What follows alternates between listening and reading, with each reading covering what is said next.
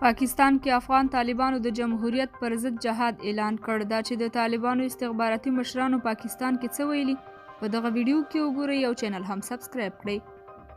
وروسته له هغه چې له قطر نه پاکستان ته د طالبانو لوړ رتبه پلاوي سفر وکړ، طالبانو استخباراتو په یو خوله پر ټولو وسلوالو طالبانو غږ وکړ چې په افغانستان کې د جمهوریت یا ولسواکي پر ضد جهاد ته دوام ورکړي او د ولسواکۍ څلی ونړوي. د طالبانو استخباراتي چارواکي وایي چې په افغانستان کې باید اساسي قانون او اوسنی جمهوریت ړنګ او پر ځای یې د طالبانو یا اسلامي امارت جوړ شي. طالب مشران اوس د بل هر وخت په انډول په پراخه او آزاده توګه د پاکستان په جمهوري نظام کې د افغانستان د جمهوري نظام د ړنګولو هڅه، تبلیغ او جلسې کوي. طالبانو د جنوبي پښتونخوا په سرخار او شاوخوا ضلعو کې غونډې ګړندۍ کړي دي او همداراز د غونډو دا سلسله تر کراچۍ، خیبر پښتونخوا او دیره اسماعیل خان پورې رسیدلې ده. د طالبانو د مرکزي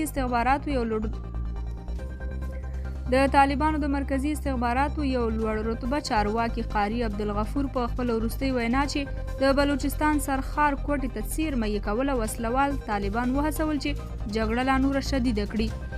په پاکستان کې ورته غونډې د پاکستاني استخباراتو یا ISI تر سیوري لاندې کیږي او د پاکستان د استخباراتي چارواکو سره سره په ژبه تیز طالبان د جلب او جذب لپاره ګړندي روان دي. د طالبانو د جلب او جذب مشرتابه ته د امیر خان متقي له ورتګ سره هم مهاله نوموړي په قطر کې د خپل یو بل ملګري ملا کبیر نه هم د جلب او جذب په برخه کې مرسته وغوښته او اوس د دوی سره سره د طالبانو ګڼ مشران په دې بوخت دي چې طالب وسلوال په افغانستان کې جګړې ته وهڅوي. په افغانستان کې د چارو شنونکي وایي چې افغان حکومت له دښمن هیواد پاکستان نه نړیوالې ټولنې ته شکایت وکړي او د طالبانو د دې ښکاره ملګرتیا نه دې پر شا کړي. تر دې وړاندې د طالبانو د قطر د دفتر د مذاکراتي ټیم مشر ملا برادر په کراچۍ کې طالبانو ته په یوه وینا کې ومنل چې ټول طالب مشران په پاکستان کې دي او د دوی علاج او درملنه په پاکستان کې کیږي.